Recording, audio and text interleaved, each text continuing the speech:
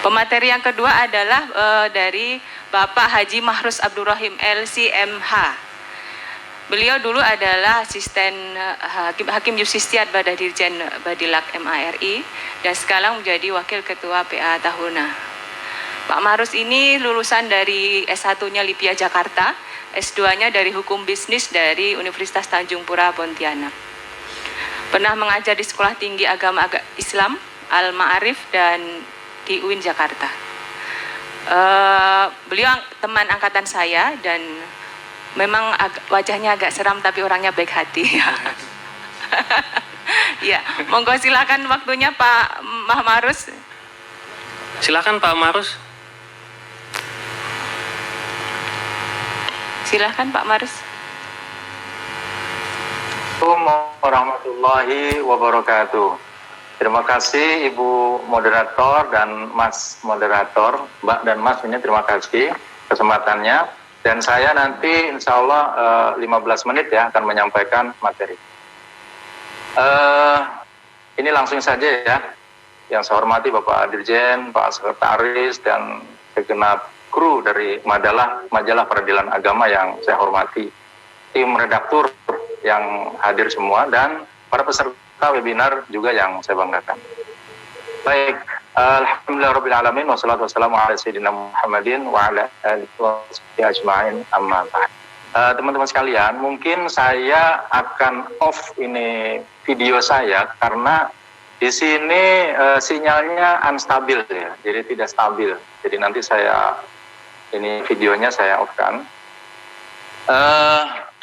Materi kita sekarang ini adalah tentang teknik menulis berita. Kemarin peserta yang webinar angkatan 1 atau kegiatan yang pertama, webinar yang pertama, kemarin sudah menulis berita. Saya lihat sudah cukup bagus ya. Minimal dari semangatnya itu sudah luar biasa gitu, sudah menulis berita. Nah, cuman sebelumnya mungkin saya tanya, apakah teman-teman yang menulis berita itu sudah pernah baca teorinya atau cuman ya sekedar nulis begitu saja?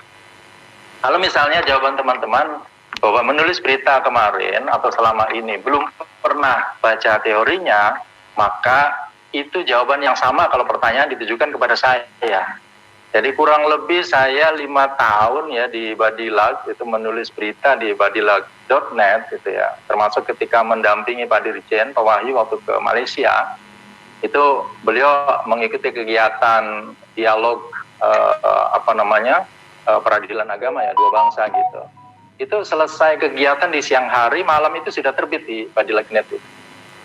Nah, itu yang saya tulis, itu saya belum tahu teorinya. Saya belum pernah baca teorinya. Jadi kalau teman-teman misalnya selama ini menulis berita, ya cuman sekadar nulis tidak apa-apa. Itu saya juga mengalami hal seperti itu. Nah, makanya pada kesempatan ini kita coba ini Pak Fauzi sudah senyum-senyum. Ya Pak Fauzi. Baik teman-teman sekalian, langsung saja ya kita masuk ke teori teknik menulis berita. Mungkin saya tidak perlu menjelaskan bahwa berita itu pengertiannya apa sih gitu kan.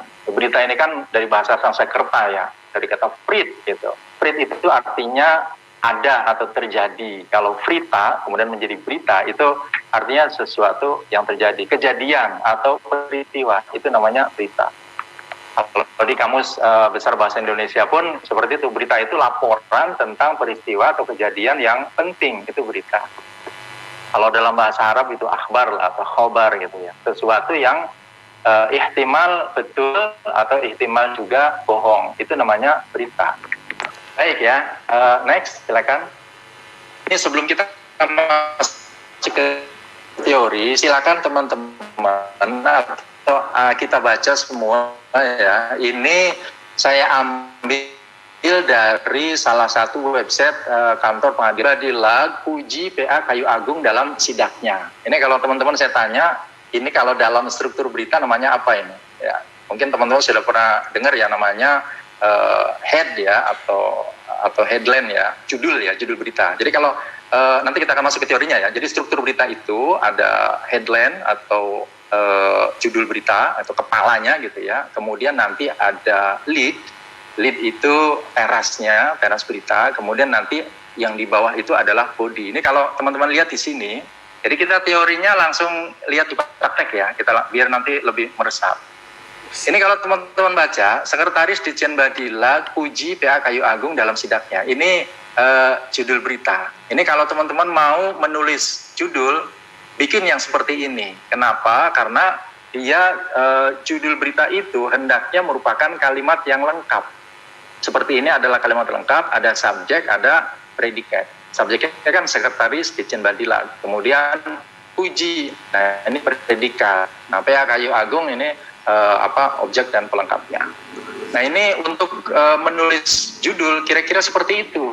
Jangan nanti kita menulis judul hanya subjeknya saja. Nah, itu kurang bagus ya, tidak sesuai dengan teori.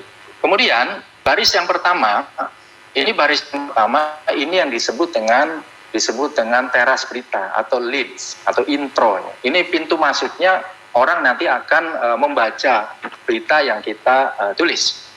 Nah, ini kalau kita baca di sini Kayu Agung. Nah, Kayu Agung ini kalau dalam teori ini dinamakan place land ya, menunjukkan tempat kejadian ya. Tempat kejadian itu namanya place land. Itu kalau kita lihat di koran Tempo atau Detik itu biasanya Jakarta, Bandung, atau itu tempat kejadiannya di mana. Nanti teman-teman juga seperti itu.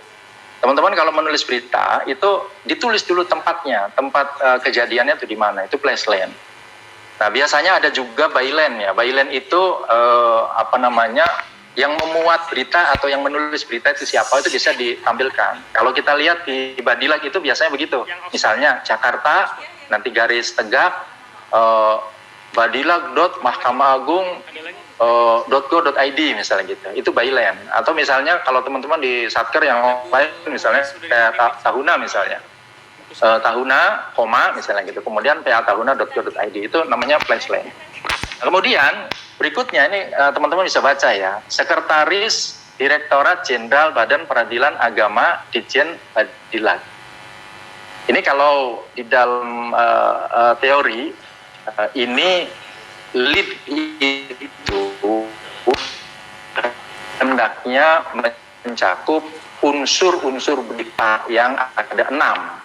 Mungkin teman-teman masih ingat ya, 5W 1H itu apa, siapa, kapan, di mana, kenapa, bagaimana. Ya, ketika kita menulis lead, itu 6 unsur itu ada.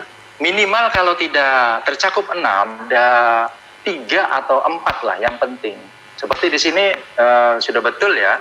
Kita lihat di sini Sekretaris Direktorat Jenderal Badan Peradilan Agama Ditjen Badilag Mahkamah Agung RI. Ini who gitu ya. Ini siapa?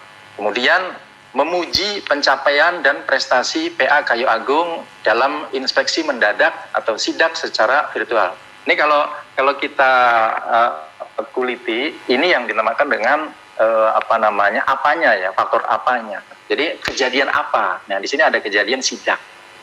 Nah, kemudian secara virtual. Nah, ini tentang bagaimana atau how. Jadi ini sudah ada beberapa unsur, yaitu unsur what, unsur who, unsur what, kemudian unsur how, kemudian ada di sini Rabu pagi 8 Juli kemarin. Nah, ini unsur when. Jadi ini sebuah lead yang sudah menampilkan ada 4 unsur, ini sudah dianggap sudah mencukupi. Syukur-syukur kemudian bagaimana dan di mana. Jadi ada 3.